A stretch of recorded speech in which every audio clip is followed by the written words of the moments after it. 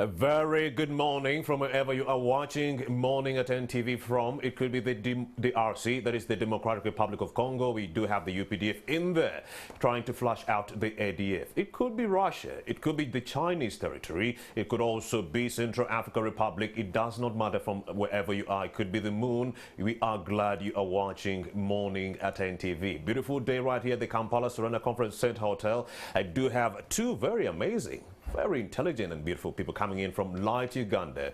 We do have one of them, Beatrice Lake. Yes, she's joining me right now, and also Oyela Gladys, both of whom come from Light, Uganda. It is an NGO that goes a long way in offering financial literacy among young teen mothers who have been grappling the most during this COVID-19 pandemic. Remember, according to the, some investigations mounted or research mounted by NMG, Nation Media Group, we did discover that over 600,000 young girls have actually gotten impregnated during this COVID-19 pandemic. We are talking about some 196,000 young girls getting pregnant between January and June. The first 6 months of 2021, 196, nearly 200,000 young teen mothers getting impregnated. Now for 2020, that went up to 300,000. So if you are to add maybe from June, July, August, September, October, we are in November, you do know more pregnancies have been added to that tally. So when we say 600,000 plus young teen mothers have gotten impregnated, it's not just, an aggregation that we just came out of, the blue. It is actually a number that is actually reminiscent, or that actually translates into what is actually happening on the ground. So we would like to talk about some of the stakeholders who are just going out of their ways to help these young mothers. It's hard for a child to raise another child. So what do you do in that event? Light Uganda will come and rescue you. We would like to know more about the project and what it entails right here on Morning at NTV. Beatrice, thank you for coming. Gladys, thank you too for coming. Let me start with you. Let's talk about Light Uganda. What is Light Uganda, the NGO? My viewers would like to know. Well, Light Uganda, I call it, it's a small organization. All it's right. an upcoming organization that, looks forward to helping the teenage mothers in northern Uganda, mainly Pelawichere village in Kitgum district. Yeah. I see. How many of the teen mothers are we seeing? How dire is this problem of teen pregnancy within this area? Well, you see, during this COVID-19 pandemic, let me say 2020, yes, Beatrice.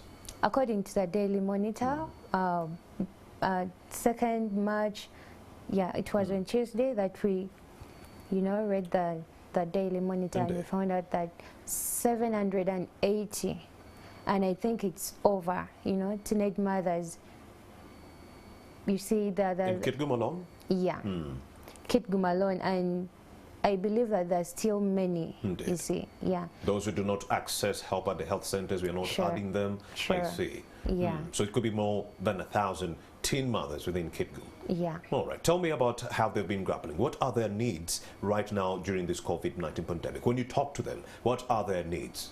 Well, mainly, these people need financial support. I see. Yeah, because first of all, these are teenage mothers. They are children, you see, and then they lack support, let me say, from the families, because some of them have been chased from home, you see, because of getting pregnant. Yeah. So these mothers need money to keep to help them access their basic needs, to help them raise their children, you see. Yeah. All right, let me also bring in Oyela. Oyela Gladys is also one who's working with Light Uganda. Let's talk about the project. What is this project all about? The project is about rearing croilers. This is an improved breed of chicken that we are going to introduce to these people. Broilers? Yeah, croilers. Croilers? Yeah, we are going to introduce the rearing of croilers to them. We are going to put them in groups of 10. They're going to be 10 in their groups, and we shall see a way of giving them croilers to start up like a business. Maybe, we shall be managing them as we offer financial skills to them, as we offer leadership skills to them, of course, to sustain the business. Other skills are also needed for them to maintain and go on with the business, so that to support themselves, support their families and all that. How did this whole idea come about? You waking up and then you say we are going to just be distributing croilers to people of Kitgum and the surrounding environs in the whole country. How did this idea be how was it birthed? As well said by Beatrice, there is of course already a problem statement, that is the rising number of teenage mothers in the country, especially from where we come from. In Kitgum district, it registered, even up to now, there is still remarkably an increase in teenage mothers. So this is a project that sees that this is a problem, then how can we work on it? These girls have already gotten pregnant, they're already teenage mothers, they can't sustain themselves, they can't send their children to school, and that will cause, maybe these children will not be educated, will not be looked care of well.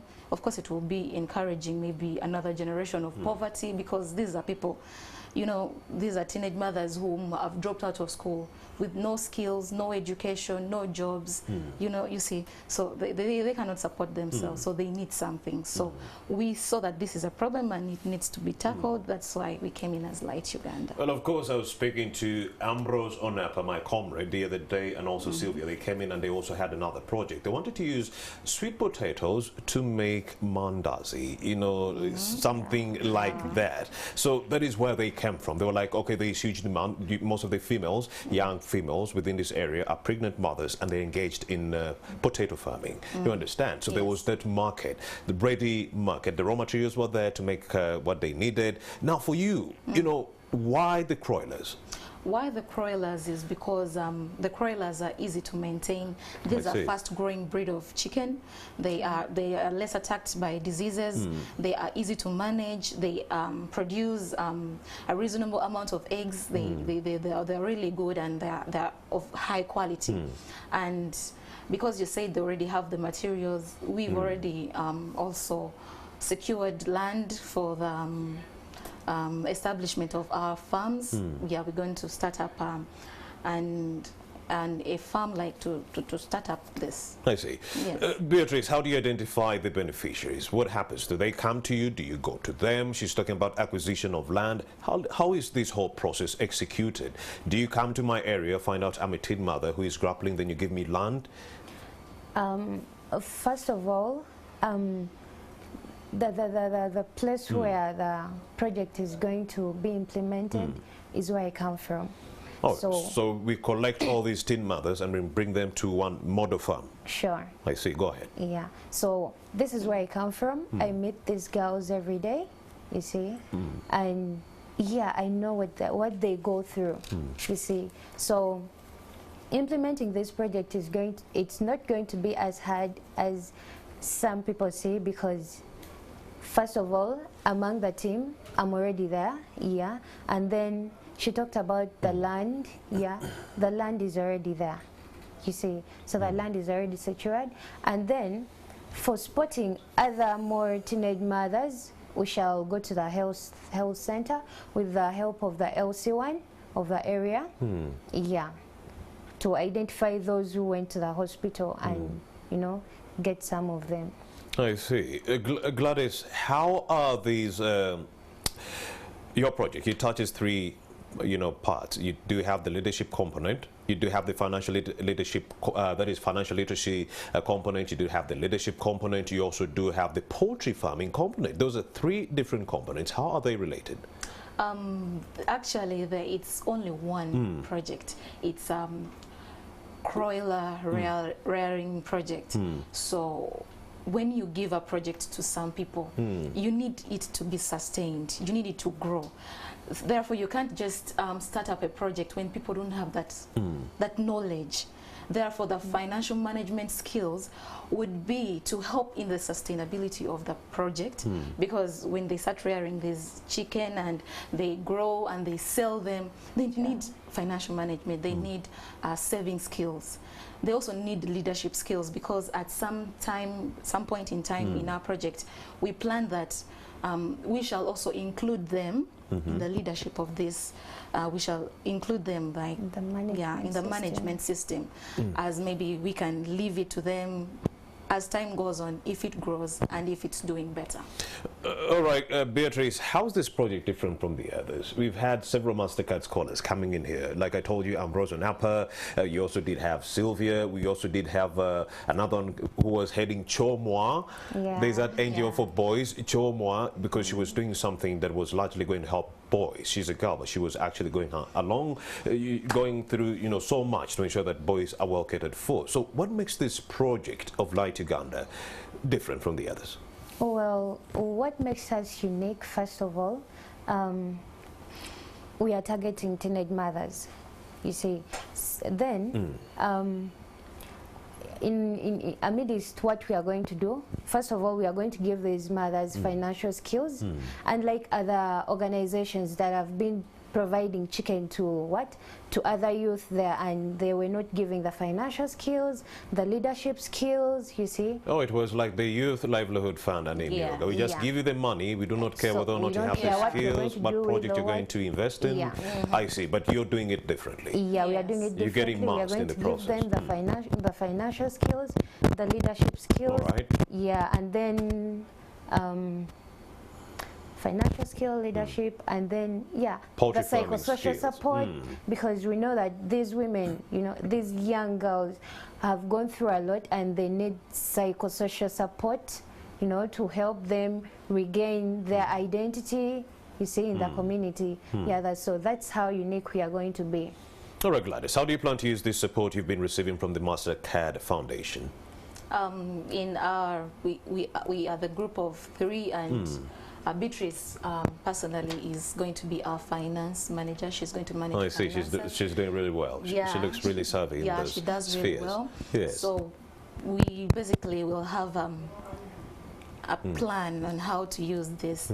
In fact, we're going to break them down. We're going to break them down in years. We're going to implement what we should do in the first year, and the chicken we're going to buy, and how we are just going to first evaluate how things go on, and then the second year and the third year. I see. Is it a sustainable venture? Have you looked at the market? Is there demand for the broilers? Sure. Yeah. How so? Bring us up to speed with that. The market. There is market. We've secured market. So there's a lot of hotels, restaurants, even just people, the local community that are in need of hens and all that. So there is market. There is definitely market. And of course, we've been talking largely about the solution for a problem we haven't magnified. The young teen mother in Kitgum, I want to know how she has been suffering during this COVID-19 pandemic. For you to come and intervene, what actually prompted you to come up? Of course, teenage pregnancy, but how dire? Is it poverty? What forced these young girls to get into these precarious, activities that got them pregnant to begin with? Was it rape? Was it defilement? What are the factors that, led to these skyrocketing teenage pregnancies in these areas? Well, there are a lot of factors that lead to teenage pregnancy. Please do, acquaint us. A lot, maybe violence against girls and women, rape, defilement, or maybe early marriages, maybe the cultures, maybe the society. Maybe female genital mutilation, is it happening in that side? No, there isn't female genital mutilation from where I come from, but indeed, maybe from some other places it's also yes, a base region. Yes, but now with the COVID-19 pandemic, the number of teenage mothers has skyrocketed. Well aware that COVID-19 brought about the lockdown and the school closure. This brought about students being adamant at home. Were there cases of incest also in Kitgum?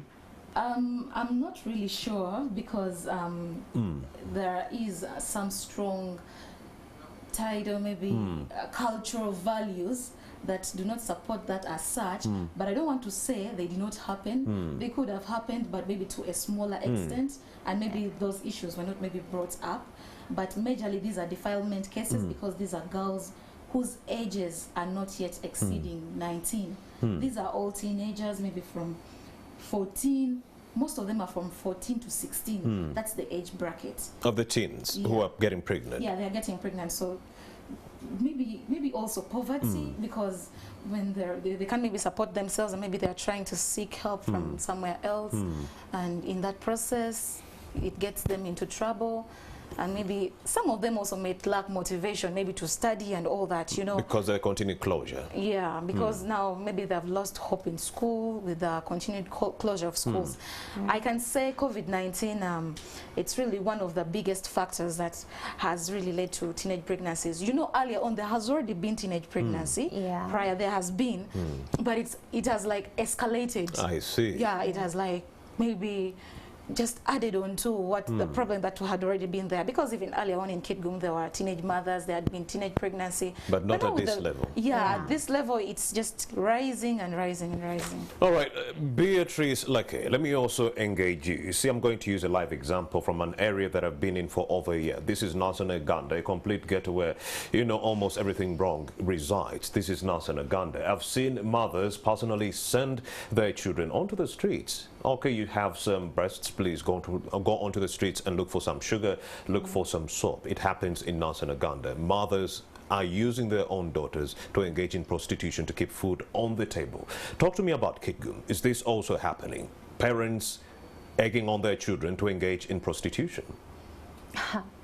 No, that's a very hard thing to know, you know, because when you look at Kitgum, I can't say that it's not happening. Yeah, well, maybe to a small extent it's happening. You see, Behind closed doors. Yeah, we can't. Okay, you can't go to the street and see them like, or they can't come to you telling you that, yeah, my mom sent us or what. But I believe it's happening because people go through a lot. Yeah, people have financial hardship, you know, and yeah, it might push them to doing that. You see. So I believe it's there, it's happening. Yeah. What about the issue of child marriages within Kitgum? How rife is it within this area? Many of the parents have decided to sell off their children in a bid to get bride price. And that can also translate into sexual gender-based violence that can lead to unwanted pregnancies. That's why we are here. Is this happening in your area? Sure. Early pregnancies? It's happening. Yeah, in the community where I come from, there is a live example of a girl. Okay, the mom couldn't take care of their basic needs, you see. So this is the firstborn in the family. She's a girl, and the only way for the mom to get money is, you know, send her to the early marriage to the man's place for the woman, for her to get money to help the other siblings, you see. So it's not a new thing, it's happening. Yeah. Compound more on that, Gladys. You just know that early marriages are in most societies. This is a vice that has been around, and I can't say it's only in Kitgum district. However, girls have been married off at a very early age. You can see mothers of 15, 16, 17. So that means there is early marriage. Because of a lot of factors that need research and digging into, because others you can just imagine maybe it's far behind or more than what you expect. I see. Yeah. So what do we do? What should be the solution coming in from government? What should they do? Because for you, you're doing your part, financial literacy. What do you think government ought to do to bring down the number of teenage pregnancies in this country? Sexuality education, what do we do? Government, first of all, I think students should go back to school. However, the situation, I know we have COVID on the ground. It hasn't been an easy situation, and maybe they can put other measures maybe to revise and see how to cope up with this. But that's a minor. Maybe the government can dig much into career guidance in schools. I think it should be something very vital and put in, because sometimes students might not know what they really want in life. I see. Yes, so I think parents should also put in an effort to educate their children, maybe offer them all that they need to know, the sex education. Children basically need to be enlightened. The problem is that some parents do not want to have such a conversation with their children. They are actually throwing it to the teachers. Should that be the right thing, throwing the role to the teachers, or should the parents actually absorb that mandate of disseminating sexuality education to their children? Not really, because a child can't be on the responsibility of one person. It's the community. Yeah, parents can as well come in. They can look for ways or maybe measures that are convenient. If they feel they can't talk about it, maybe a relative or a close family member who can say that, because, you know, in African settings, some other things are confidential and they shouldn't be aired out maybe just anyhow. So a lot of measures can be put in place to see. Maybe parents can personally look for ways to pass on this message. As well as maybe sensitization from the government. I see a lot of these radio talk shows. Of course, this is one of them. Indeed. Yeah. Sensitization and all that. Beatrice, lucky we are talking about solutions. What government ought to be doing to bring down the number of skyrocketing teenage pregnancies, and what they can do right now to help those who have already succumbed to the problem, who are already pregnant, and some of whom have already given birth, but they are wondering, where is my next meal going to come from? Well, will I get sugar or milk from my young one? Remember, I'm also a young one. I'm a child taking care of a child in that regard. It is double quagmire, if you will, triple quagmire, if you actually factor in COVID-19 and so forth. So what are some of the solutions we could look at in the long term? Can we look at amplifying sexuality education? First of all, we know that the causes of this teenage pregnancy. What I urge is, if they can tackle the causes of these, of the vice, which is teenage pregnancy, you see, then they can bring in other solutions, because you can't just jump into, you know, bringing the upper solutions without tackling the causes of the causes of the teenage pregnancy. So if the government focuses on tackling the causes of teenage pregnancy, let me say, it starts from the family, you know, the vices in the family, the domestic violence in the family, you know. So we need sensitization, sensitize people on the disadvantages of teenage pregnancy, you see. So we need career and guidance. She talked about it.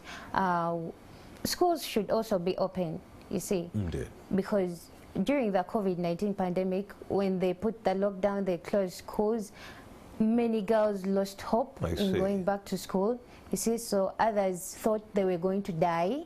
So others had this mentality of, I should leave something, you see. So many of them resorted into giving birth as an identity. So people felt like they were going to die at some point, so they engaged in risky behavior because of the anxiety owed to COVID-19. Wow. Now they're still alive and they have children to take care of, and there is no money to do the same. Do you think coming up with all amplifying development initiatives like the Uganda Women Entrepreneurship Program would go a long way in helping these young teen mothers? Because we are talking about this Uganda Women Entrepreneurship Program. The only downside to it is that they give you money minus giving you the skill. So do you think if we put some changes to these livelihood development programs like a Myoga, Uganda Women Entrepreneurship Program, Youth Livelihood Fund, in that they first give you the skill, yes, and then they give you the money, could this go a long way in working? Also adding on to your help. Yeah, this could work, because you can't, you know, give something to someone without that person knowing, having the knowledge of how to sustain what you've given. So we need the financial literacy, we need the leadership skills to help, you know, get more visions, stick to the goals, you see. So to help that person to sustain the project or what the person is doing. For sustainability, they need the skills and the money at the same time. Dear parliamentarians, the government of Uganda, yes, Myoga is working, Youth Livelihood Fund is working, Uganda Women Entrepreneurship Program are working, but then the model needs to be changed. Skills and money come in tandem. They cannot be, you know, separated or in any way. I could get the money and just blow it up on alcohol simply because I did not have a project in my head, but I did have access to the money. But if I have access to the skills and the money at the same time, just like what Light Uganda is doing, we will go a long way in helping the young teen mothers, because that is UWEP, what it does. It's actually for the women. But largely, are you only taking a look at young girls? What about the boys?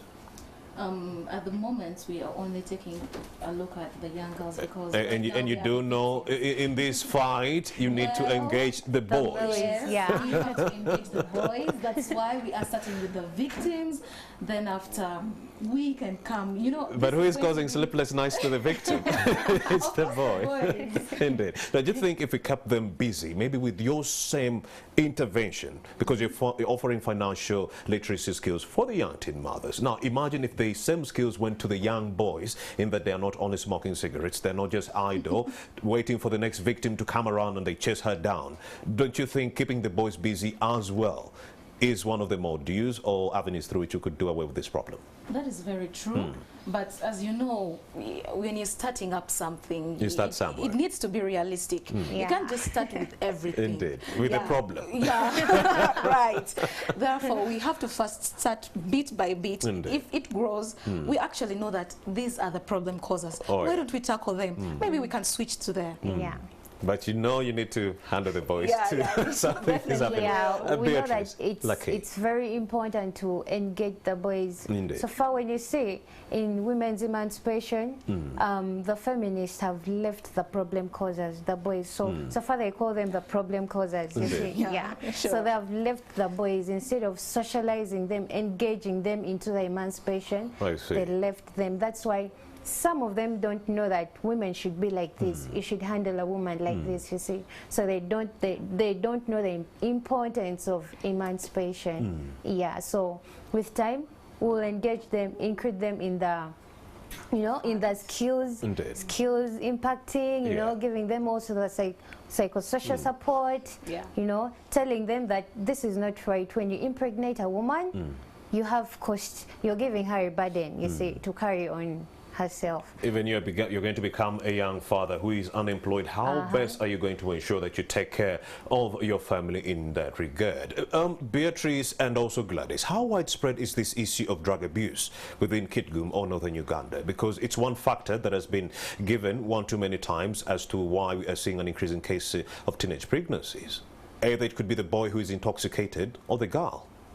Well, there is drug abuse. There are cases of drug abuse, most especially alcohol. I see. And as the teenage pregnancy cases, these drug abuse cases have also escalated. I see. Due to this pandemic, because Thank you. it's not only the boys, it's also the men, family heads. Let me say the boys and men most especially. Some women also maybe can. Because the boys learn from the men. Yeah. So maybe there are these people who lost jobs. I see. Yeah, when the lockdown came in, you know, there are a lot of shutdowns and a lot of people lost their jobs. So these people, maybe because of stress and depression, maybe resorted to alcoholism. Yes, it's maybe on the high. Which in turn led to It leads rape, to domestic defilement, violence, it GBV. leads to GBV, and GBV is a cause of teenage pregnancy. Indeed. Yes, because some other people might be just intoxicated, and you know, when you're intoxicated, the decisions you make are compromised. I see. Yeah. Beatrice Lucky, where do you see this project in the next 5 years? Well, in the next 5 years, we would have grown like Indeed. big, because first of all, our team is determined to take the project somewhere, you see. So far, we will start with a little group, you see, and with time we'll be expanding. So we won't remain small. Indeed. Yeah, because we are focusing on something that is bigger. We are focusing on sustaining the project. We are focusing on helping these teenage mothers, you see. So in 5 years, we'll be up there. All right, Beatrice Lucky and Oyela Gladys from Uganda, thank you very much for having made the time to speak to the young teens of this nation and also the boys. Thank you very much. Thank you for having us. You have something to say? Something. We as the Master Cad scholars, Indeed. we believe in giving back to the community. That's why we are here. So as the Master Cad scholars, we chose the entrepreneurial way of helping the teenage mothers, you I see. love that. So Master Cad alone has impacted a lot of people. Indeed. I appreciate Master Cad. they are the reason why we are here, you see. Yeah. And of course, we are calling on other development partners to join the Master Cad Foundation and also lend a hand to people like Gladys and also Beatrice, who are going a long way in helping those whom they believe have been grappling under the strains of this COVID-19 pandemic. We're talking about the teen mothers, but even the young boys. We haven't forgotten you, especially Romeo Busiku hasn't forgotten you. I know I've been seeing you, especially now in Uganda, how you've been grappling. And of course, help will be coming on the horizon. Of course, the only way you can assess the development of a nation is the stature of the girl child. The only way you can assess the development of a nation is only by assessing the stature of the girl child. If that girl is well educated, she has a good career that is burgeoning, that is how developed a nation is. You can only tell by taking a look at how developed the young girl is. So please, let's work towards developing the girl child, but never forget the boys too. We'll be right back with another conversation, largely focusing on disseminating information, largely focusing on sexual reproductive health and rights information and services. We'll be right back with that conversation, courtesy of Quraish Matov.